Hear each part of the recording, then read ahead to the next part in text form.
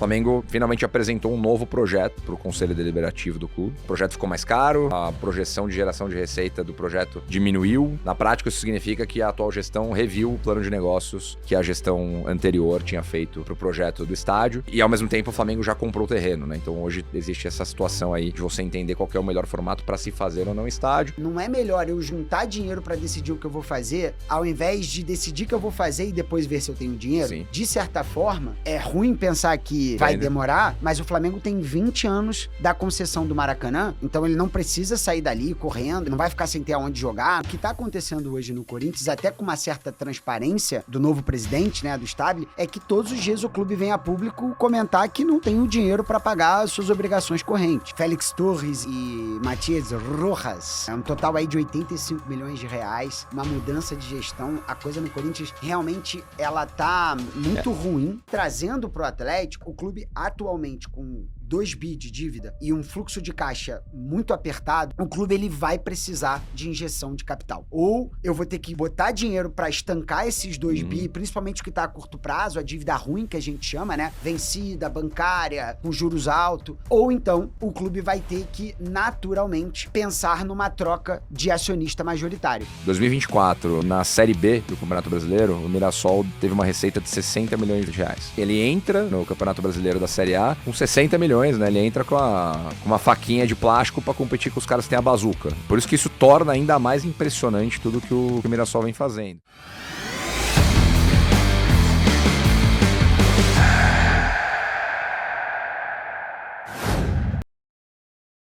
Está valendo! Começa agora o episódio número 63 do nosso Sports Market Makers. Para quem não me conhece, sou o Pedro Oliveira, um dos fundadores da Outfield. Aqui comigo o nosso grande Bruno Chatac. Fala, professor. Boa, vamos para mais um giro de notícias, resumo da semana aí. Semana passada a gente deu uma pausa na temática futebol, para entrar aqui um pouco no mundo do automobilismo com o Lucas Moraes. A gente estava brincando aqui antes de começar a gravar que quando a gente fala de outros assuntos que não futebol, a gente também aprende muito, né? Foi um papo bem instrutivo e bem legal, assim, para quem não tem tanto conhecimento do mundo do rally do automobilismo. A gente recomenda dar uma olhada lá. Para quem tá chegando agora no canal, deixa o like, comentários, ajudem a gente aí no crescimento do canal. A gente vem numa toada super bacana. E hoje, a gente tá gravando na sexta-feira, dia 26. Ontem a gente teve aí, para alegria do nosso Bruno Chatac, o fechamento das quartas de final da Libertadores com a classificação do Flamengo. Morri, mas passo bem. Né, na bacia das almas ali, mas o importante é passar. Então, para todos os palmeirenses flamenguistas que assistem a gente, né, a galera fica mais chateada com a gente, que a gente fala muito de Palmeiras e Flamengo por conta das boas gestões e da governança dos dois clubes. A possibilidade da final brasileira continua de pé, né? O Flamengo agora enfrenta o Racing, né, que é um time que vem numa toada de crescimento legal também, atual campeão da Sul-Americana, elenco robusto. Parada duríssima. E o Palmeiras enfrenta a LDU, que ontem eliminou o São Paulo, aqui no Morumbi. Então, né, os dois, não tem como negar que os dois entram como favoritos nos confrontos, né, Chato? Com certeza. Acho que foi, assim, uma quarta-feira e uma quinta, assim, de deleite, né? A gente, infelizmente, teve a eliminação de São Paulo, mas olhando o futebol brasileiro em perspectiva, confrontos muito decisivos e que trazem um pouco também dessa busca por uma régua um pouco mais superior no futebol sul-americano. Os clubes brasileiros ainda dominam, mas nos últimos anos você já encontra adversários mais preparados e sabendo utilizar um pouco dessa inferioridade financeira. Então, ontem no jogo do Flamengo, um time do Estudiantes ali com suas limitações muito aguerrido, fechando espaço, sabendo ali que a gente não tá falando lá de Libertadores na década de 90, que os argentinos sobravam, mas jogando fechado. O próprio Palmeiras também vai ter uma dificuldade, passou muito bem pelo River, mas vai subir o morro, né? Como a gente brinca, né? Vai jogar na altitude. O São Paulo teve essa dificuldade agora também, acabou tendo um azar em casa. E eu acho que, pelo menos pro Flamengo aí, vai também encontrar um triturador de brasileiros que tem sido o Racing aí nos últimos anos, né? E fazendo o paralelo, né? A gente tava falando antes aqui de começar a gravar, pode ser que seja a sexta final seguida só com brasileiros, né? A última final que não teve um brasileiro foi o Flamengo e River, né, em 2019, né? Primeiro dessa leva de títulos do Flamengo aí.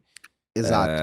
Então, desde então, a gente vem nessa toada aí de brasileiros dominando a Libertadores. Teve o. Acabei de lembrar o Boca O com o Boca com o Flu, né? Flu, no meio do Isso. caminho.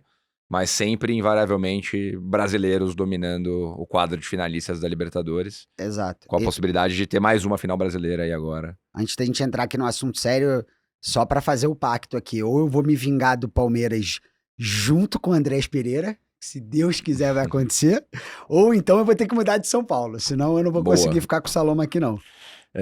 Bom, mas vamos aproveitar que hoje, então, a gente deu essa pequena introdução sobre Libertadores. A ideia é fazer um giro do que aconteceu essa semana no futebol brasileiro e também abordar um tema. A gente tem sido bastante questionado sobre o Mirassol, e merecidamente, né? O Mirassol tem levantado essas interrogações no bom sentido, né? De onde veio, pô, aquela brincadeira do Globo Repórter, né? De onde veio, o que faz, do que se alimenta, quem que é o Mirassol, o que está por trás, e hoje... um dos temas que a gente vai abordar aqui é justamente isso, né? Por que o Mirassol está tão bem posicionado nesse momento, na 4ª posição, né, da Série A do Campeonato Brasileiro. A gente sempre fala, né, na análise mais fria do mercado do futebol, que o clube que vem da Série B, ele tem que ter como primeira meta no seu primeiro ano de Série A a permanência, e o Mirassol, se matematicamente ainda não garantiu, porque tem a história dos 45 pontos, ele está quase lá, né, com 42 pontos, tendo 23 jogos disputados, então uma média de ponto por jogo altíssima, e mantendo esse aproveitamento, ele tem tudo para eventualmente se classificar por uma competição sul-americana pela primeira vez. Então, a ideia é que a gente abordar hoje, né, falar do Mirassol, falar das mudanças recentes que aconteceram também no Atlético Mineiro, um pouquinho de Corinthians, um pouquinho de Flamengo, e... Esqueci de alguém, Chata? E o que vier no nosso coração. Boa.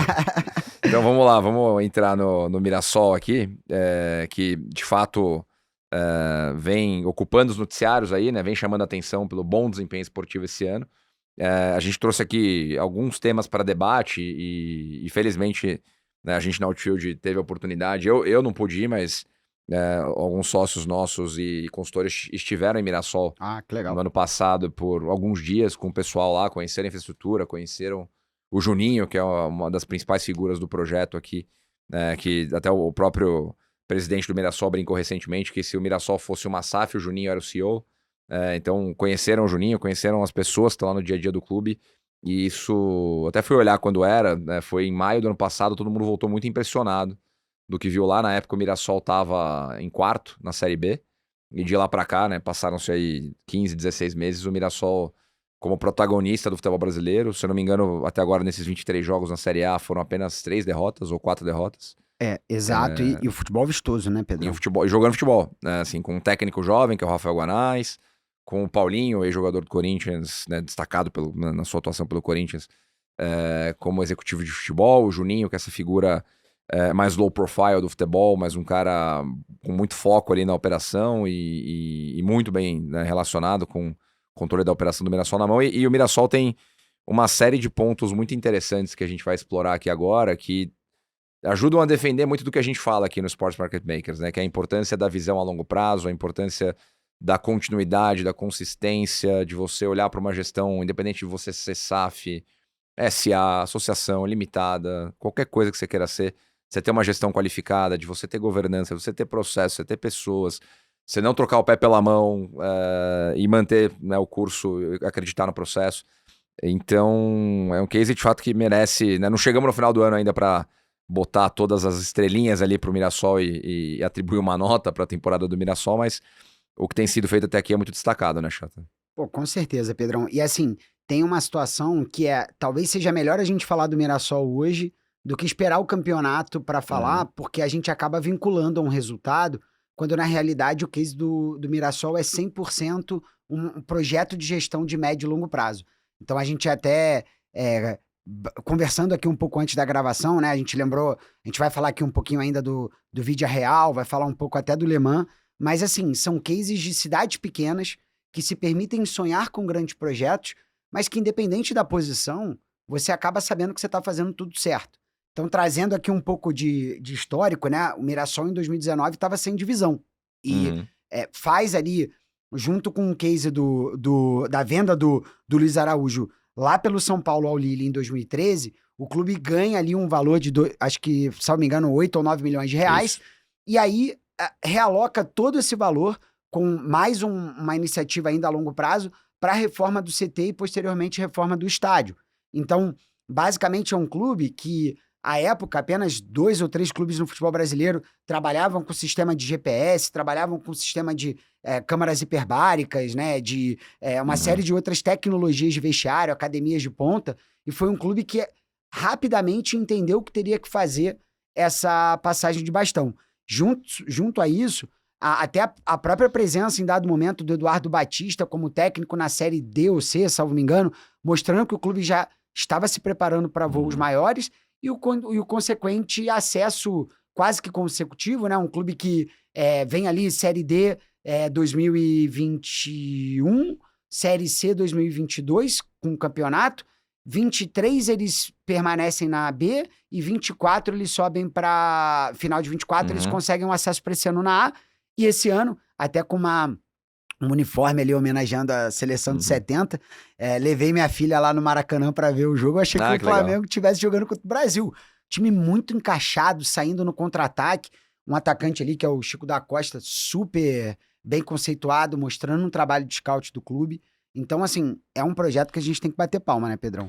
Cara, e muito nessa questão da visão, né? Porque a gente tá falando aí que lá em 2013, 2014, o clube teve, né, um clube que na época tava disputando, tava entre a 1 e a 2 do Paulista, né, entre a primeira e a segunda divisão do Paulista, e o clube recebe uma bolada, né? Recebe 8 milhões de reais naquele momento e não gasta, né? Ele investe na infraestrutura, e hoje tá um pouco mais fácil, né? Engenheiro de obra pronta é mais fácil se defender, mas valida que essa foi a decisão correta de ser tomada naquele momento, porque o clube vem construindo não só, né, a construção do CT, mas a reforma recente do estádio, investiu ali mais 15 milhões na reforma do estádio, e a gente falando com pessoas do mercado, jogadores, agentes, pessoas que transitam no mercado, todo mundo fica muito impressionado, ou quando vai jogar no estádio do Mirassol, ou quando vai treinar no centro de treinamento do Mirassol, né? O pessoal do Curitiba teve a oportunidade recente, né? Jogou em Novo Horizonte contra o Novo Horizontino, acho que faz um mês mais ou menos, pela Série B, e treinou no Mirassol no dia seguinte do jogo.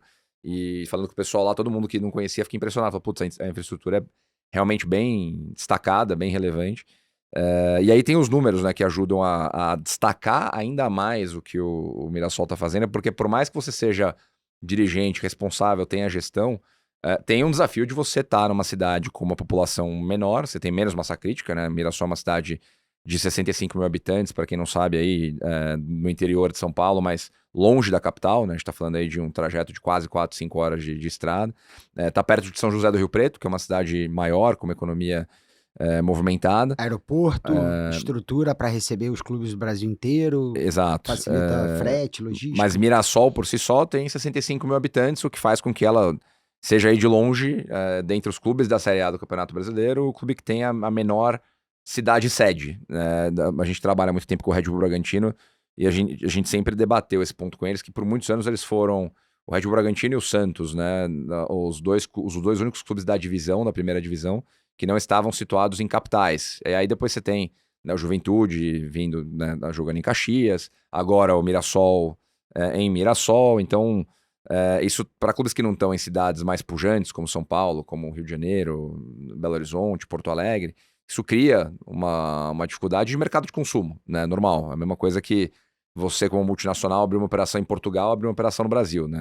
A escala do negócio é naturalmente diferente. E aí você começa a pensar que para o Mirassol, do ponto de vista financeiro, é mais difícil você conseguir investir, conseguir operar, e do outro lado você tem menos margem de erro, né? Então não dá para eu, como alguns clubes fazem, rasgar dinheiro, investir mundos e fundos e correr risco com contratações que podem fazer menos sentido. Então, botando em números, né, para a turma que está ouvindo a gente aí entender, 2024, na Série B do Campeonato Brasileiro, o Mirassol teve uma receita de 60 milhões de reais.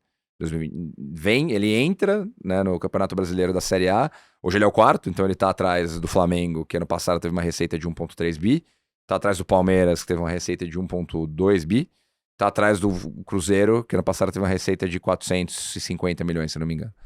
Então ele entra com 60 milhões, né? Ele entra com com uma faquinha de plástico para competir com os caras que têm a bazuca, né? Na analogia aqui. Por isso que isso torna ainda mais impressionante tudo que o Mirassol vem fazendo. Dentro da estrutura de DRE, até peguei o balanço que o Chatak separou pra gente aí, fui separando o que era a despesa com futebol profissional. Ano passado, no ano inteiro, o Mirassol gastou aproximadamente 30 milhões de reais com futebol profissional. 30 milhões de reais, para quem tá ouvindo a gente aí, não é uma folha de um mês do Flamengo. Foi o orçamento inteiro do Mirassol no ano passado. Então, de novo, isso mostra a qualidade do trabalho que está sendo feito por todos os gestores lá. E aí o Chato até adiantou aqui o paralelo que a gente ia traçar, né? Eu fiquei refletindo, a gente já teve essa conversa no escritório também. O que é equiparável ao Mirassol em quarto lugar do Campeonato Brasileiro, com o tamanho da cidade, com os desafios que o Mirassol enfrenta, né, pela posição geográfica, etc. E a gente chegou no Vila Real, que há muito tempo, né, desde o começo dos anos 2000, já se colocou na primeira prateleira do futebol espanhol e, consequentemente, ali em alguns momentos, futebol europeu, disputando final de Liga Europa, participando de Champions League, chegando entre os 5 primeiros do Campeonato Espanhol por diversas vezes. E Vila Real é uma cidade menor ainda que Mirassol, né? Tem 50 mil habitantes na região de Valência ali. E aí tem outros exemplos que vêm à mente, né? A gente falamos aqui já em outros episódios do Leicester City, que teve em 2016 a temporada dos sonhos lá, ganhando a Premier League. Maior zebra, né, da história ganhando antecipadamente a Premier League, né, com um time muito bem montado à época. Depois os jogadores foram vendidos ali para vários dos principais times da Inglaterra. Então, assim, tem exemplos fora do Brasil que a gente pode trabalhar e equiparar ao Mirassol, sempre enaltecendo a qualidade da gestão, né? Pô, brilhante, Pedrão. Por isso que ele é o professor, né? Ele me deixou aqui em maus lençóis, assim. Mas brincadeiras à parte, eu acho que é muito isso.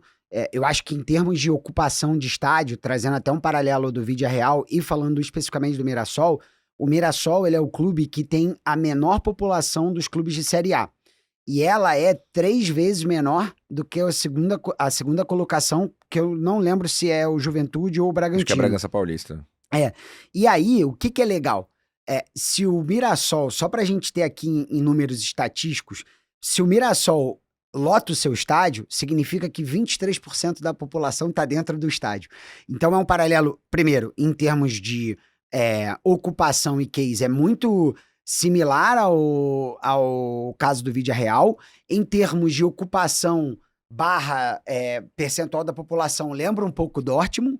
E no caso da reforma e estruturação do CT, também me lembrou muito o caso do Defensa e Justiça, que vem de Lisandro Martínez lá atrás, recentemente fica com uma parcela do Enzo Fernandes também. Sim. E hoje, se você vai lá nos campos do Defensa e Justiça, tem até o nome desses jogadores nos campos. O que acaba tendo uma correlação até meio que carismática, assim, né? Desse carinho, dessa correlação. Fora isso, a gente tem um clube que tem uma folha salarial aí, que se você estiver falando aí de 3,5 milhões de reais, o que isso traz pra gente em termos, não do Mirassol, mas o que o Mirassol representa dentro do que a gente defende aqui, e que não é Palmeiras, Flamengo, mas a gente defende governança, e por isso eu sempre vou elogiar bons trabalhos, como é o do City, como a gente tem de outros clubes hoje no futebol brasileiro, Bragantino, enfim. Mas o Mirassol, ele mostra que antes da gente falar que não dá pra competir, né? A gente escuta muito assim, não, ninguém vai conseguir competir com o Flamengo e Palmeiras. Assim não vai dar. Tudo bem, existe um hiato. Eu defendo que essa espanholização, talvez ela, no curto prazo, ela seja uma realidade, mas para todo mundo que visa equacionar suas contas, fazer um trabalho a longo prazo e estruturar o seu departamento financeiro de futebol, tem sim um caminho. Sim. Porque o Mirassol, com, sei lá, 1/10 da receita dos, sei lá, top 5 de orçamento de futebol brasileiro, é um clube que está conseguindo, dentro de uma política de...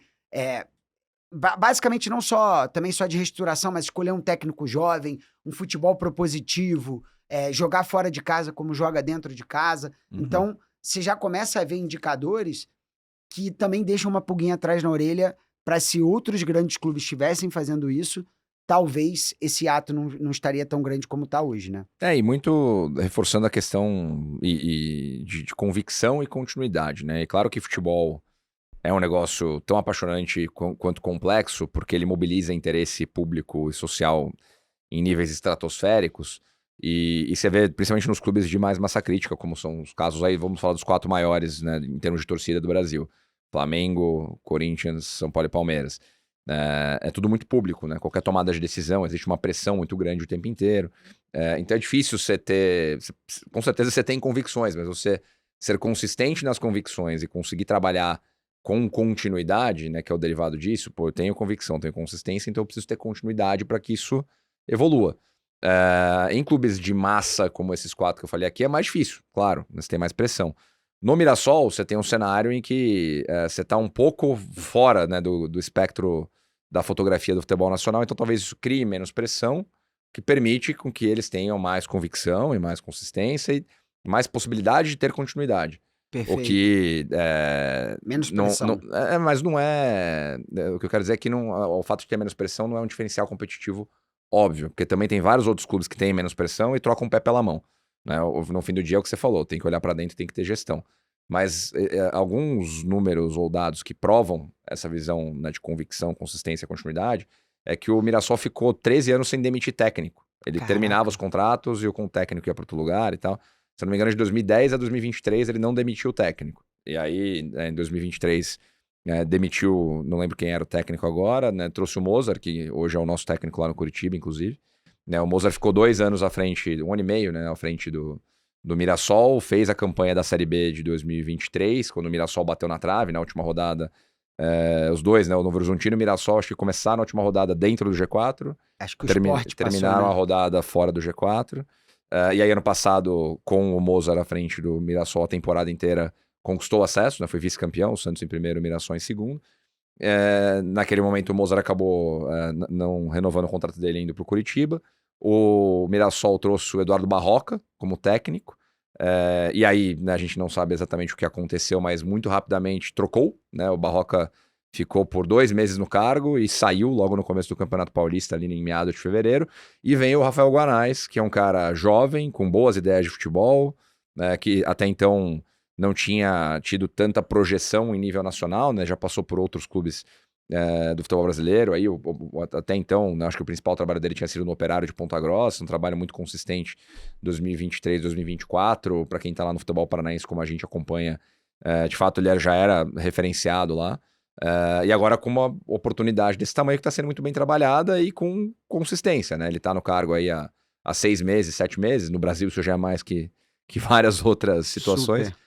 Então tem o lado da consistência, né? O Juninho, que é o personagem que a gente está elogiando aqui, né?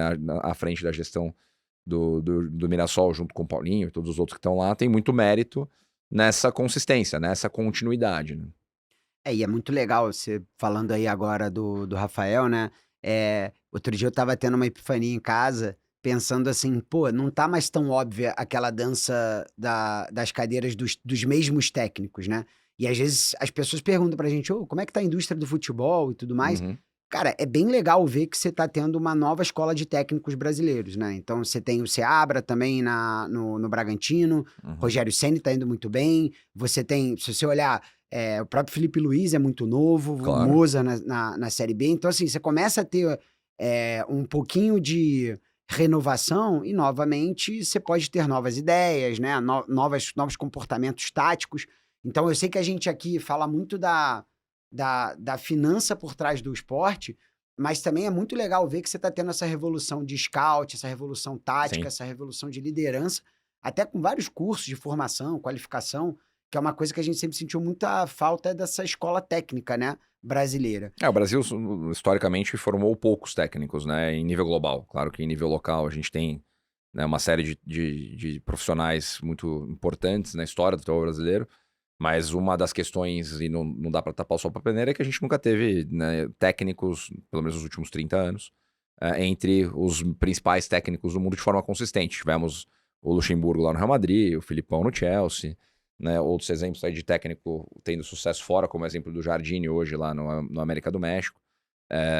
Mas a gente, por muito tempo, questionou-se a falta de uma nova geração de treinadores, que parece que agora a gente finalmente começa a ver uma nova geração mesmo, né? O pessoal com 40, 45 anos e tendo sucesso dentro dos projetos, que é o caso dos nomes que você mencionou aí. Eu prometo não sair do Mirassol, a gente volta em 20 segundos. mas essa semana a gente teve aí o fato da demissão do Renato Gaúcho, né? E eu lembrei que quando ele é campeão, salvo me engano, da Copa do Brasil com o Grêmio ou da Libertadores, ele fala que não vai no curso da CBF porque ele queria ir pra praia. E olha como na hora foi engraçado, todo mundo deu risada, mas olha como isso envelheceu equivocadamente, né? Porque, só pra gente ter uma noção, Pedrão, a gente começa a colher um resultado de novos técnicos que começaram a fazer os licenciamentos que a Uhum. CBF passou a exigir. Para a gente ter uma noção do nível de defasagem, eu sei que a gente fala muito da escola de técnicos portugueses, mas a Liga Argentina, a primeira escola de capacitação argentina para treinadores, ela data do final da década de 70. Uhum. Esse é o tamanho do atraso do Brasil em termos técnicos e, obviamente, isso revela também essa cultura de troca imediata, se não ganhar domingo já era e etc. Mas, Perfeito. Pedrão, eu tenho uma pergunta para o senhor, porque é a pergunta da nossa audiência também. A gente falou aqui nos últimos episódios, e talvez seja uma mania nossa aqui, como quem tá Uhum. no dia a dia aqui do esporte, mas falamos de Le Mans, não, Outfield agora estruturou a operação do Le Mans, mas se eu tô falando do Mirassol, se eu falei do Vídea Real, será que você consegue explicar pra gente um pouquinho dessa operação do Le Mans? Um pouquinho em termos de Uhum. tese, termos de tamanho do clube, como que vocês estão pensando isso a longo prazo? Porque eu acho que é um case muito parecido com o do Mirassol, né? Em certa medida, sim, né? A gente, como player setorial que somos, né? Olhando só esporte e sobretudo futebol, a gente tem os dois lados da moeda aí, né? Então tem situações em que a gente trabalha para os clubes como consultor em diferentes capacidades e tem as situações em que a gente atua como investidor, né? Seja hoje como um investidor da SAF do Curitiba, seja como um estruturador de operações de crédito, como no caso do FDIC de São Paulo, ou em outras operações de crédito que a gente tem vigente aí com outros clubes do futebol brasileiro. Então, o nosso negócio é esporte, o nosso negócio é, hoje, né, em grande medida, futebol. A partir do momento que a gente já tem um investimento relevante no futebol brasileiro por meio do Curitiba, a gente começou a refletir sobre qual era o nosso próximo passo enquanto investidores, alocadores de capital no esporte e no futebol. E futebol, né, invariavelmente, a gente passa pelo mercado europeu como grande mercado do futebol mundial.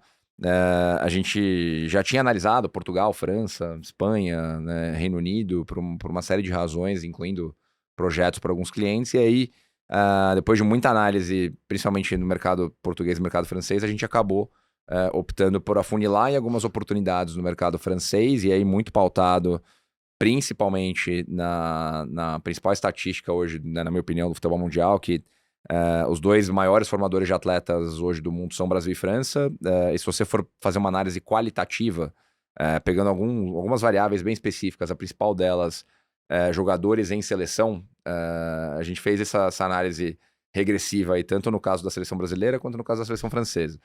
E um dado que salta muito aos olhos é que grande parte, e aí, né, a gente está falando no caso do Brasil, 70%, no caso da França até um pouco mais, dos jogadores que estão nas seleções desde 1970 são jogadores no Brasil nascidos ou crescidos no interior de São Paulo, no estado de São Paulo, Ah, que e na legal. França num raio de 200 quilômetros em torno de Paris, que é o resultado da miscigenação da imigração africana, né, para o subúrbio expandido de Paris. Então, quando a gente olha para as seleções brasileiras, a gente vê essa riqueza de talentos aqui no estado de São Paulo, e aí tem uma relação também com infraestrutura, com capacidade financeira do estado, você tem os clubes com mais capacidade para investir, Imigração também.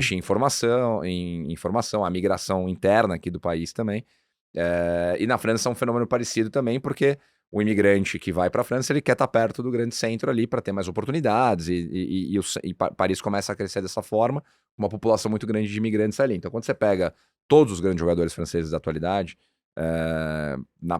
praticamente falando, nasceram no subúrbio expandido de Paris ou nessa região de 200 quilômetros ali no entorno. Então, você pega o Dembélé, né, bola de ouro agora, nasceu dentro desse raio. Mbappé. O Mbappé nasceu no subúrbio de Paris. O Doué, no Paris Saint-Germain, nasceu nessa região. Então, o Ekitike, que tá lá hoje no Liverpool, se destacando mais, nasceu nessa região. Então, Fazendo muito gol. esse raio ali de 200 quilômetros em torno de Paris, ele é muito rico nesse sentido, olhando para desenvolvimento de atletas. Então, a gente afunilou nossa busca para essa região. E aí encontramos o Le Mans, conhecemos o Le Mans como clube de futebol, como ativo. É um clube super bem organizado, então muito na tecla do que a gente bate aqui, né, de gestão, de não trocar o pé pela mão, de não dar passo marca a perna. É um clube que é um clube histórico na França, ele completa 40 anos agora no dia 11 de outubro. E em 1985, quando o clube surgiu, ele foi resultado da fusão de 2 clubes, que estavam na cidade. Surgiu o Le Mans FC. O Le Mans FC teve os tempos áureos da sua história no começo dos anos 2000, ficou de 2004 a 2011 na primeira divisão. Inclusive, quando o São Paulino vai lembrar aí que quando o São Paulo foi campeão mundial em cima do Liverpool em 2005, o Grafite saiu do São Paulo pro Le Mans naquele momento. Legal. E depois do Le Mans ele foi pro Wolfsburg, se eu não me engano, onde ele teve mais destaque ainda. O Paulo André jogou no Le Mans, o Túlio de Mello, aquele outro brasileiro radicado na França, né? Jogou no Le Mans. O Drogba foi formado no Le Mans, o Gervinho foi formado no Le Mans. Então, um clube que naquele período teve um destaque grande no futebol francês. Depois de 2011 ele teve alguns problemas financeiros, acabou sofrendo rebaixamentos seguidos, e em 2016 o atual proprietário, Thierry Gomes, comprou o clube e veio trazendo o clube de volta numa história de reconstrução ali, de 2016 até agora, né, até 2025, quando ele volta para a segunda divisão. Agora, nesse momento, estamos disputando a Liga 2 lá da França. Inclusive, em 10 minutos temos um jogo aí. Agora a gente tá gravando, são 3h20, às 3h30 SofaScore ligado a gente enfrenta o Clermont. Hoje a gente é o 12º, o Clermont é o décimo na Liga 2.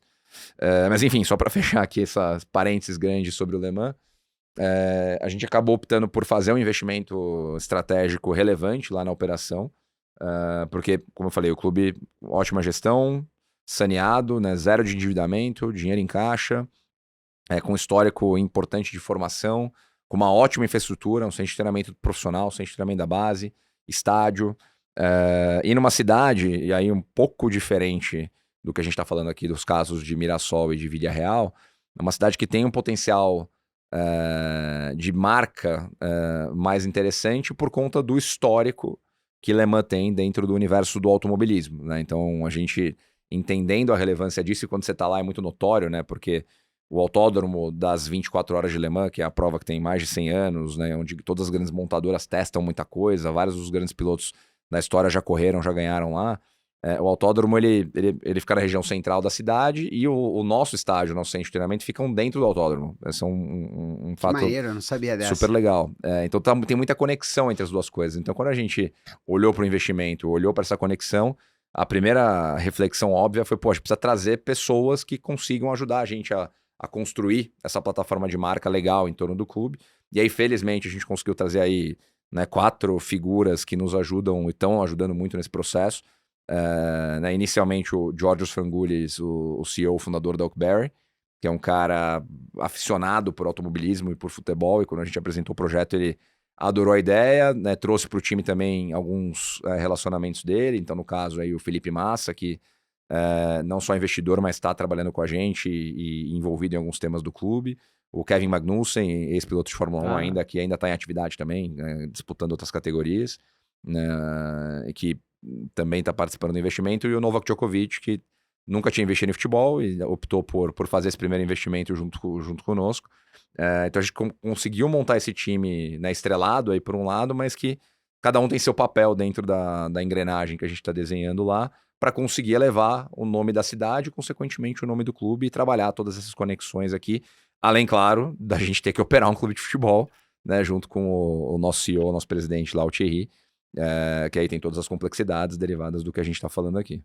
Porra, que demais.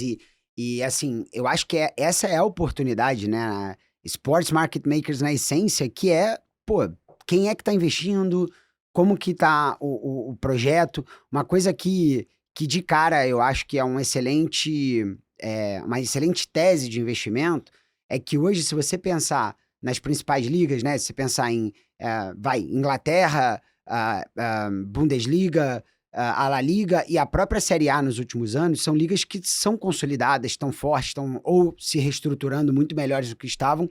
Mas se você for olhar a Liga Francesa e a Liga Brasileira, são 2 ligas que têm suas peculiaridades e seu charme, suas qualidades, mas também são ligas que estão em fase de reestruturação. Então, você investir num ativo no momento que o Brasil está hoje, né? Então, eu, sei lá, sou um investidor estrangeiro, eu quero botar meu dinheiro no futebol brasileiro. Invariavelmente, um clube hoje ele está mais barato do que ele vai estar se a gente tiver a fusão das ligas. Agora, Na França também não é diferente. Você tinha um início de temporada que você nem tinha um detentor dos direitos de TV. Uhum.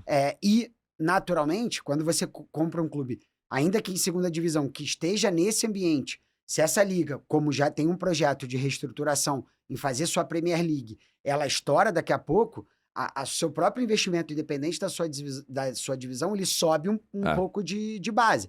Então, é como se a gente estivesse no case Le Mans entendendo como que o Bournemouth ou o Wolverhampton hoje conseguem gastar tanto com jogadores tão bons que nada mais é do que o fato deles serem clubes pequenos e uma liga tão expressiva quanto a Premier League, né, Pedrão? Sim, não, e quando a gente fala de tese de investimento, você tocou num ponto interessante aí, né? De você encontrar a oportunidade, né? De você entender aonde você vai criar valor para aquele clube, para aquela indústria, e também, naturalmente, para o investidor financeiro do nosso lado aqui, né? Então, não só para a gente enquanto gestor, mas para os investidores que confiam na tese, que compram a tese junto com a gente. E o mercado francês, ele está no momento agora, por conta, né, do processo mal sucedido de venda de direitos de transmissão nesse ciclo, ele está no momento de baixa, né, em que o mercado se torna um pouco mais pró-comprador, né? O comprador, ele encontra ativos num momento de estresse, não é o caso do Le Mans, o Le Mans tá, né, super bem saneado, sem dívida e bem estruturado, mas você tem vários outros exemplos de clubes que estão nesse momento de estresse e estão à venda, né? Tem vários deles aí, o Bordeaux foi rebaixado de divisão, o Textor passou por todos os problemas dele lá com o Lyon e Eagle, né, envolvendo inclusive o Botafogo. Então é uma liga que está no momento de reestruturação e para a gente, naturalmente, isso é parte da tese, porque a gente espera conseguir contribuir, criar valor e, eventualmente, no futuro, caso a gente tenha um evento de saída, fazer esse evento de saída num patamar superior ao que entramos agora. Estaremos na torcida. E Bordeaux liderado por nada mais, nada menos do que Andy Carroll. Lembra dele? O atacante do Newcastle, Sim, Liverpool. sim. Outro dia eu me senti no Futebol Manager. Eu falei que estamos no momento Trivela aqui, né? Os amantes do futebol alternativo aqui. Mas a gente está falando de investimentos em clube.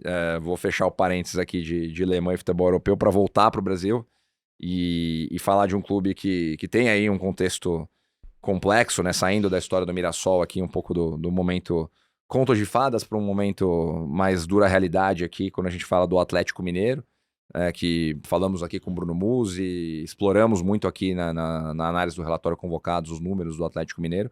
Ele tem hoje uma situação financeira delicada, né? Um endividamento alto, né? Gasto alto com despesa financeira. No passado, se eu não me engano, foi o segundo depois do Corinthians ali nas despesas com juros, né? Gastando aproximadamente 250 milhões de reais em juro em 2024. E dentro desse desafio, né, os próprios 4 R's, né, como hoje ficou denominado o grupo acionista controlador da SAF do Atlético Mineiro, liderados pelo Rubens Menin, já falaram isso publicamente, tem necessidade de injetar mais capital para garantir a sustentabilidade do projeto. E aí, recentemente, a gente teve uma notícia diferente, né, do noticiário regular de SAFs aí no Brasil, porque até agora isso ainda não havia acontecido, mas uma decisão do Conselho Deliberativo do Atlético Mineiro que aprovou a mudança da cláusula de não diluição que existia dentro do contrato entre SAF e associação. Então, o que isso quer dizer? Antes de passar a palavra aqui para o Chataki, que como advogado vai poder explicar melhor aí no direito societário, né, o que acabou acontecendo, mas a associação deu a permissão para que a SAF traga um novo investidor e nesse processo apenas a associação tem as ações delas diluídas, né? Os investidores não teriam essa diluição. Então hoje, como é o quadro societário da SAF do Atlético Mineiro, 75% estão com os investidores, 25% está com a associação. A partir de agora, tem a possibilidade de venda de mais 15%, né, das ações da SAF, fazendo com que um novo investidor tenha até 15%, um ou mais investidores, e a SAF e a associação permaneça com 10%. Então a gente tem uma mudança, né, de ações aqui, sai do cenário 75-25 para um cenário 75-15 e a associação permanecendo com 10%. Chetaki, como é que você enxergou esse processo aí de reestruturação societária, podemos falar, né, dentro da SAF do Atlético Mineiro? Bom, perfeito. Primeiro, assim, falando do acordo, acho que o Pedrão explicou aqui muito bem.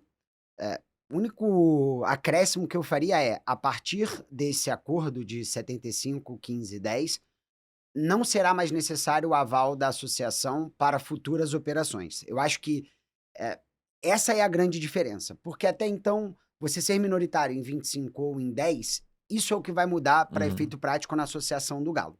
Que exceto alguma coisa, né, muito diferente em âmbito de acordo de acionistas que a gente não sabe, não tem tanta diferença assim também, né? É exatamente isso. Acho que no apagar das luzes, essa é de fato que vai mudar. Agora, esses 15% por 200 milhões, eles, eles merecem que a gente congele essa explicação e volte um pouquinho no tempo. O caso dos 4 R's, na verdade, ele não começa na SAF, né? É um caso que a Uhum. gente pode, e aí eu sempre recomendo aqui, sigam no Twitter o Galo Board, que é o Vinícius, que faz um trabalho muito sério, né? Trazendo todos os números. É um pouco de referência para mim, que fico ali acompanhando todos os clubes ao mesmo tempo, a gente Uhum. precisa dessas referências. Porém, entretanto, todavia, é importante a gente explicar que, até então, quando a gente tem ali aquela mudança que o Sampaoli vem pela primeira vez, o clube começa a ter um gasto um pouco mais agressivo, ali a gente tinha uma situação que a gente pode chamar no jargão popular de mecenato, né? Então eu sou um empresário bem-sucedido, quero financiar meu clube, quero ver meu clube campeão e tudo mais, e ali, de fato, o clube acaba fazendo uma série de investimentos que depois esse mecenato é convertido para uma situação pré-SAF barra pós-SAF, que o clube, até pelo que aconteceu em 2021, acabou priorizando muito o projeto dentro do campo. Uhum. E aí é muito importante o caso do Galo, porque não é uma aventura, e eu nem estou aqui querendo colocar no mesmo caso do Botafogo, mas esses dois clubes são os dois únicos clubes que foram campeões nacionais, tirando o Flamengo e Palmeiras, e os dois incorreram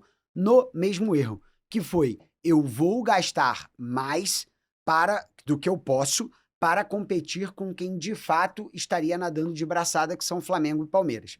Isso trouxe glórias dentro de campo, com o ano de 2021 maravilhoso pro Uhum. Atlético, até poderia ter ido para a final da Libertadores.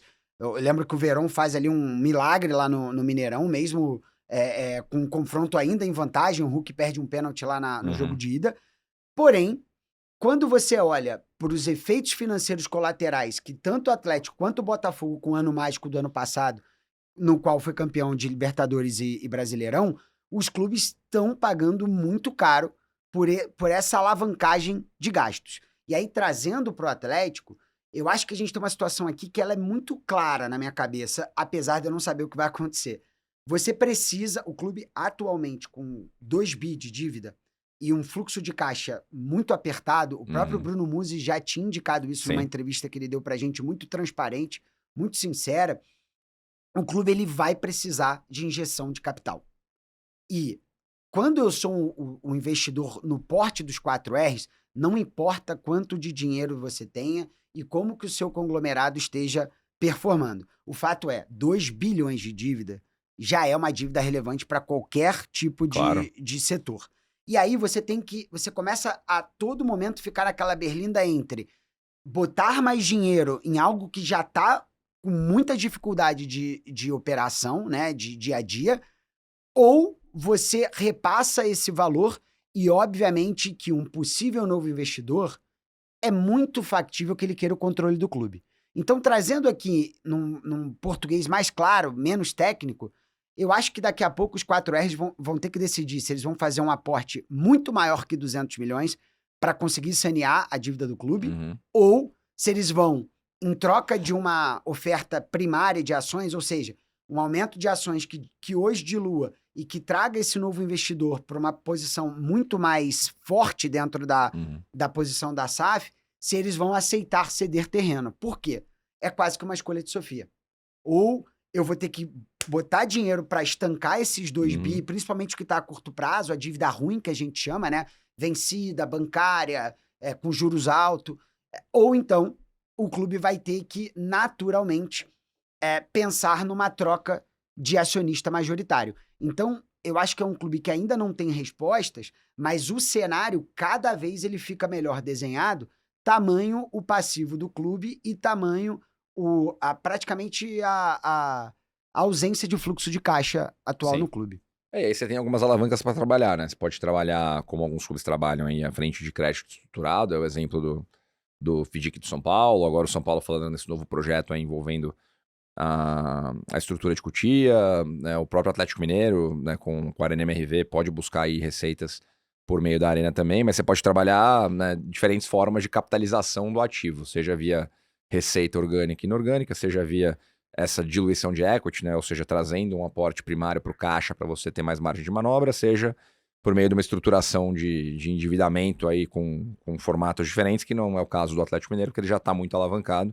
Então ele tem que encontrar alguma solução. Nesse momento parece que a solução de equity é a mais favorável para ser trabalhada. Vamos ver como é que o clube avança nas cenas dos próximos capítulos.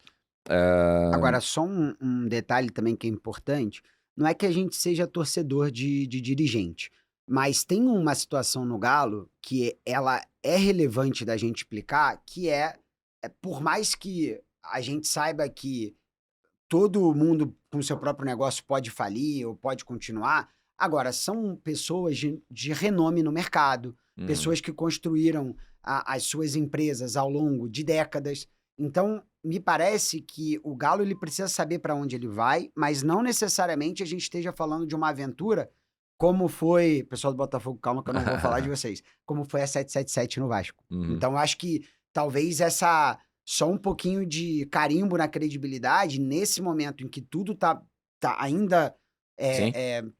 turbulento e ainda um pouco enevoado, você pelo menos possa dar um pouco mais de voto de confiança para essas pessoas. Perfeito, Chata. Acho que vamos migrar aqui pro tópico 3 do papo, então. Aí você é o relator e propriedade, autoridade máxima no assunto, que é o Flamengo, e o contexto do estádio, né? A gente não tem falado muito sobre esse assunto. O BAP, quando foi eleito, foi mais vocal, né, no sentido de falar que não ia seguir com os planos da gestão anterior e sem cravar se vai ter estádio, não vai ter estádio, como vamos pagar pelo estádio, que é um dos cernes da questão aí, das polêmicas envolvendo esse assunto. Mas fato é que, né, a novidade aqui na história para a torcida do Flamengo e para quem se interessa pelo assunto é que o Flamengo finalmente apresentou um novo projeto para o Conselho Deliberativo do clube, trazendo ali, né, algumas diferenças. Vou deixar você explicar melhor fundamentalmente o que isso significa, mas pelo que eu li, né, o projeto ficou mais caro, a projeção de geração de receita do projeto diminuiu, então, na prática, isso significa que a atual gestão reviu o plano de negócios que a gestão anterior tinha feito para o projeto do estádio, e ao mesmo tempo o Flamengo já comprou o terreno, né? Então hoje existe essa situação aí de você entender qual que é o melhor formato para se fazer ou não estádio. O Flamengo tem o Maracanã, que é o estádio que ele continua utilizando dentro da concessão junto com o Fluminense. Então, conta pra gente, né? Em que estágio estamos dessa história e o que o torcedor do Flamengo pode esperar em relação à Casa Nova. Eu acho que um assunto que a gente fala ao longo de um ano inteiro, ele sempre precisa ser recapitulado. E antes da gente falar do estádio do Flamengo, a gente tem 2 exemplos muito preocupantes de clubes que ousaram construir o estádio com recursos próprios, direto ou indiretamente. Então, se você olha para o que o Corinthians está passando hoje, grande parte do seu sufoco financeiro está numa construção da arena na base da emoção, e também o Galo, muito com essa questão da arena, teve que fazer lá o seu... Comprometendo muito recebível, né? Para conseguir pagar Exatamente. pela arena. Os seus CRIs, né? Então, é muito importante que a gente entenda que o Flamengo consegue uma concessão.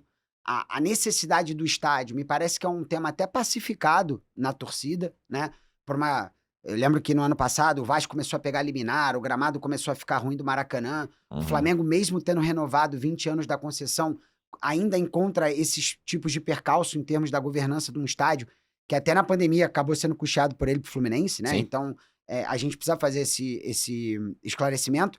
Mas o clube passa dentro do sonho do seu estádio, e aí não quero entrar em aspecto político, mas se comprometeu contratualmente a construir um estádio até 2029, cujo o valor ele ficou estimado em 1,9 bi de real.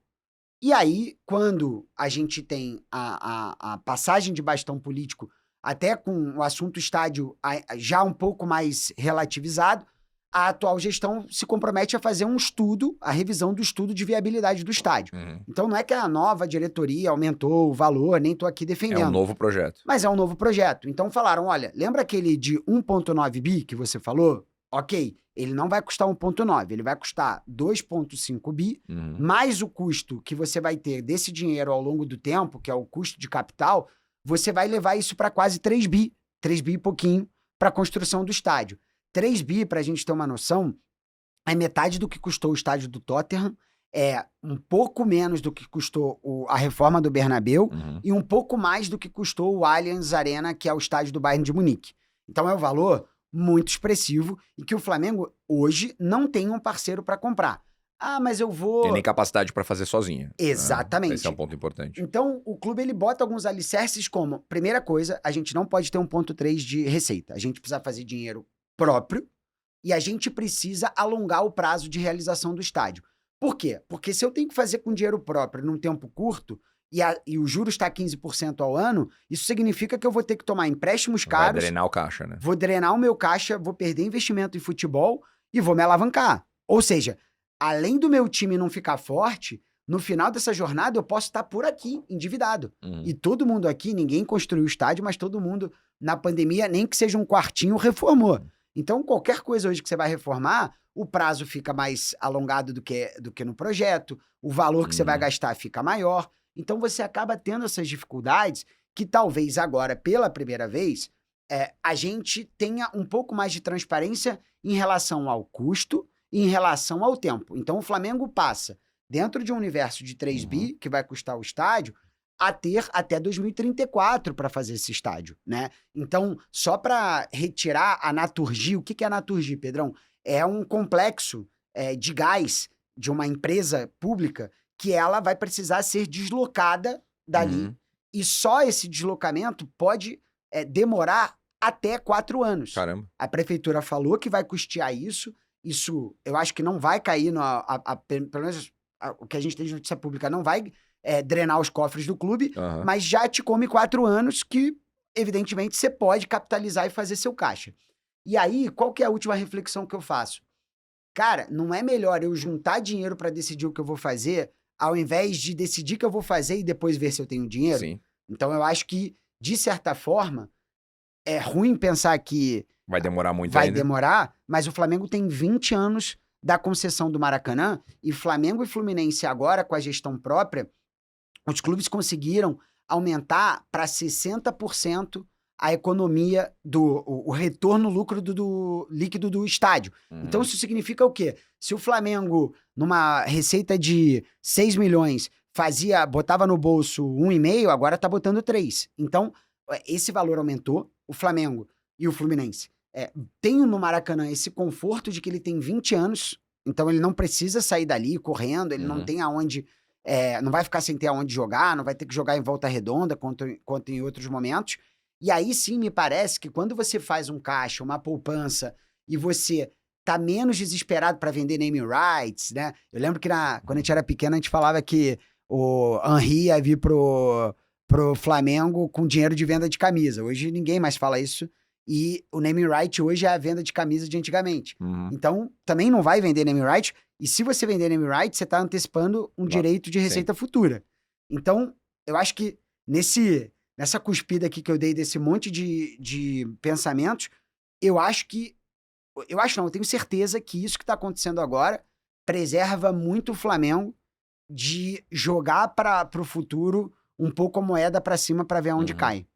E você, não só como torcedor, mas como quem estudou muito o tema, né? Qual que é a sua opinião formada sobre a questão do estádio? O Flamengo precisa de um novo estádio próprio? O Flamengo poderia ficar no Maracanã? Qual que é a sua visão? Eu acho que seria uma empreitada muito importante para o clube, né? E a gente tá falando assim, olha, eu tô comprando uma casa própria depois de 10 anos de reestruturação. Então, imagina que o clube estava praticamente falido, faz 1,5 de reestruturação, e aí depois quase 20, se o estádio for inaugurado em 2034, o Flamengo estará comemorando em aniversário 21 anos da eleição da chapa que reestruturou o clube financeiramente. Então, se isso não é médio e longo prazo, o que vai ser, né? Exato. Então, eu acho que sim. Eu acho que também vai dar uma viabilidade até para os outros clubes do Rio de Janeiro melhor explorarem o Maracanã e a própria cidade, em termos turísticos, poder atrair mais shows. você sabendo que se você tiver um show no Maracanã, o Fluminense pode jogar no estádio do Flamengo, no Engenhão, e se você tiver um jogo no estádio do Flamengo, o clube do Flamengo ainda tem a concessão do Maracanã e pode jogar lá. Então, acho que o clube seria menos afetado até do que o Palmeiras recorrentemente, ainda que, pelo que a história mostrou, acabe tendo sido um excelente negócio para o Palmeiras em termos de endividamento, né? Boa. Bom, acho que tem, né, muita discussão para acontecer ainda, mas a minha opinião agora é positivo você ver a nova gestão não desqualificando, né, o projeto, a iniciativa, a ideia de ter um novo estádio, mas querendo explorar mais a fundo aí como fazer, né? Porque no fim do dia é isso. Você até no meio da sua fala aí você falou que o que não pode acontecer é você chegar altamente endividado e sem ter capacidade de colocar uma equipe que, na opinião do torcedor, é competitiva em campo. Male é uma descrição do Corinthians atual, né? Muito por conta de tudo que a gente já explorou aqui exaustivamente. E tem só um último comentário que eu acho importante, e aí eu tô defendendo aqui a nossa classe de torcedores de balanço, né, que eu sempre gosto de ressaltar, é a transparência, porque é muito mais fácil você, em 2025, saber que isso não vai ficar pronto até 2034, do que você constantemente adiar prazos, prometer entregas e não conseguir cumprir. Então, eu acho que até pro aceite da própria torcida, essa transparência ela foi importante. Porque é quase como que se eu adiasse por um prazo que eu sei que vai demorar esse sonho. Então isso alinha expectativa e faz com que a torcida talvez olhe para o próximo ciclo aí de 5 anos um pouco mais para dentro do campo, né? Então Perfeito. esse alinhamento de expectativa também é importante com a torcida, Pedrão. Boa, Chata. E comunicação, né? Deixar sempre tudo muito claro e transparente do porquê que as coisas estão acontecendo. Acho que o futebol brasileiro tem entendido mais a importância de se comunicar bem com o torcedor. E aí, cara, pra fechar aqui os nossos tópicos, tem até puxar o gancho de Flamengo, que vou botar um ponto da pauta aqui que a gente não tinha debatido antes, mas que é falar da SAB, né, da Sociedade Anônima da Brahma, e o Flamengo é destacadamente aqui quem mais contribuiu para esse projeto, que é um projeto bem interessante, né, da Ambev aí. A Brahma é a marca que a Ambev mais usa para se associar a futebol. E anunciaram aí recentemente, inclusive com a participação do Ronaldo, né, o projeto da SAB, Sociedade Anônima da Brahma, que na prática é uma destinação de um percentual das vendas que são realizadas dentro do Zé Delivery, né, de produtos Brahma, dentro do Zé Delivery, para os clubes que têm um relacionamento com a Brahma e com o Zé Delivery. E aí o conceito dos 10% ali, né, eu vou repassar para o clube 10% de todas as vendas que foram feitas ali, todas as compras que forem feitas por torcedores desses clubes, né? Uma iniciativa bem inovadora. Lá atrás a Ambev teve participação preponderante na formação, né, dos programas de sócio-torcedor no futebol brasileiro, lá com o Movimento por um Futebol Melhor, e agora inovando mais uma vez aí com a SAB agora. E aí trazer o top 3 de arrecadação aqui, né? Porque até agora o projeto está com 2 meses, nesses 2 meses a arrecadação total do projeto, ou seja, o valor que a Brahma destinou para os clubes, né, foi de 3 milhões de reais, derivado desses 10% de compras realizadas por torcedores.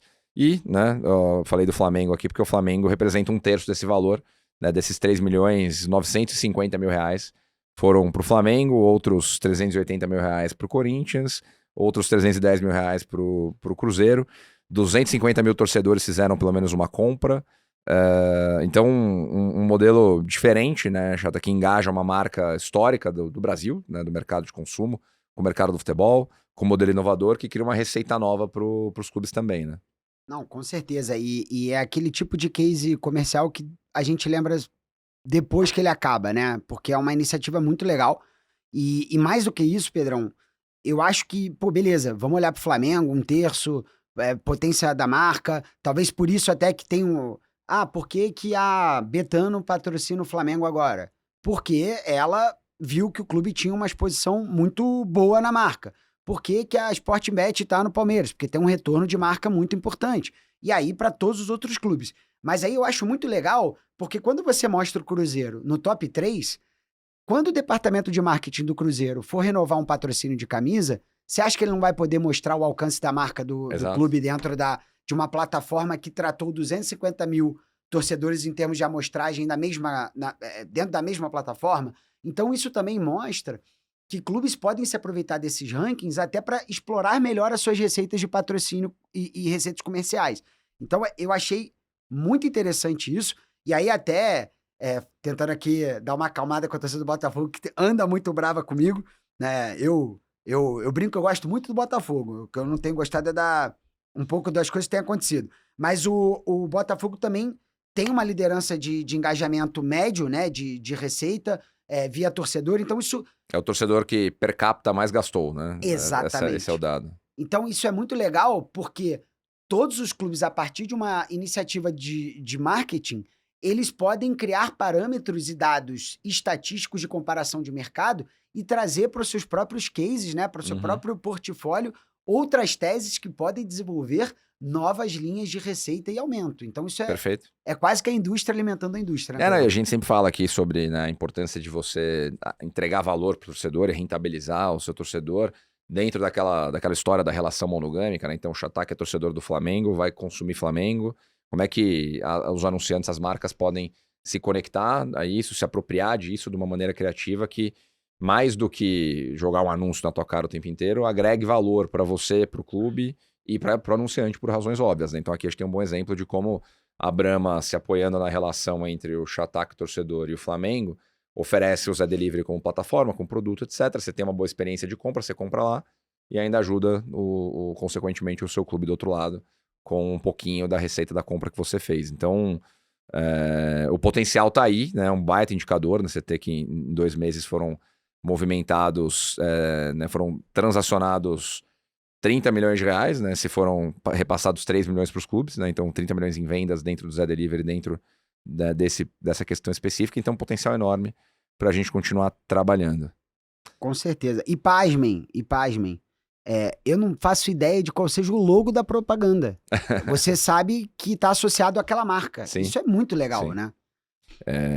Boa. Acho que, do que a gente tinha se proposto a cobrir hoje aqui, passamos pelos principais temas, Chato. Algo mais que você queira levantar aí pra gente abordar? Vamos fechar no Transferbando Coringão? eu não queria falar, por sinal, cara, que camisa maravilhosa do Corinthians que eles lançaram agora. É meio que uma reestilização daquelas camisas Total 90. Uhum. Cara, deu uma vontade de comprar assim, mas tá maravilhoso. Ele é preta com laranja, tá? Daquelas legal. que ficam, sabe? Mas coisa não tá boa lá, né, Pedrão? Então, assim, até se eu puder puxar o gancho aqui. Claro, manda bala. Félix Torres e Matias Rojas. Um total aí de 85 milhões de reais. Uma mudança de gestão. A coisa no Corinthians, realmente, ela tá muito ruim. É né? a crise sem fim, né? E o que a gente tem tido, eu acho que dentro de campo, talvez o adiamento das semifinais e final da Copa do Brasil tenha sido bom até para o Corinthians recuperar seus lesionados e tudo mais, mas a partir do momento que o seu clube já não está na Libertadores, que seu clube, qualquer notícia que venha financeiramente ela é ruim, cada semana que o time tem para treinar também é uma semana para diretoria lidar com um problema novo e ter que explicar mais um entrave para sua torcida. E o que está acontecendo hoje no Corinthians, até com uma certa transparência do novo presidente, né, do Stabile, é que todos os dias o clube vem a público comentar que não tem o dinheiro para pagar as suas obrigações correntes. E aí,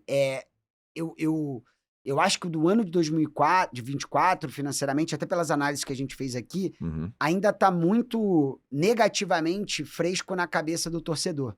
Porque o clube fez 1 bilhão, então eu escuto de muitos amigos assim, pô, mas o Coringão aí nessa pindaíba, pô, tá com 1 bilhão de receita. Mas a receita recorrente do clube, no patamar de 800 milhões de reais, ela naturalmente vai cair, porque o clube não avançou na Libertadores, porque o clube não tá na melhor colocação do futebol brasileiro, ainda que tenha lá a sua fiel sendo fiel. Mas não fez grandes vendas, né, como tinha feito ano passado também. Não fez grandes vendas, e se no ano passado, para uma dívida de 2,4 bi não auditada, o clube já faz aí, reconhece 2,4 bi e paga 360 milhões de juros, quanto você acha que o clube vai pagar esse ano? Não. Então é a continha básica que eu tento incutir aqui em cada programa. Se eu faturo 800, eu tenho que pagar 400 só de juros, eu não consigo pagar os 400. Então eu tenho que renegociar esses 400 com juros piores, não pago o principal da dívida e vou jogando o problema lá pra frente. Então, infelizmente, É isso aí. eu falo pros meus amigos, Coringão tá bem e tal, até um dia que não vai estar e de repente você vê que o clube entra em default. E talvez o clube que fez isso, que eu mais consigo associar num passado curto, é o Cruzeiro de 2019. Sim. Que vem de um 2018 fantástico e de repente o clube implode. Eu fiz esse comentário aqui da crise, né, que não tem fim.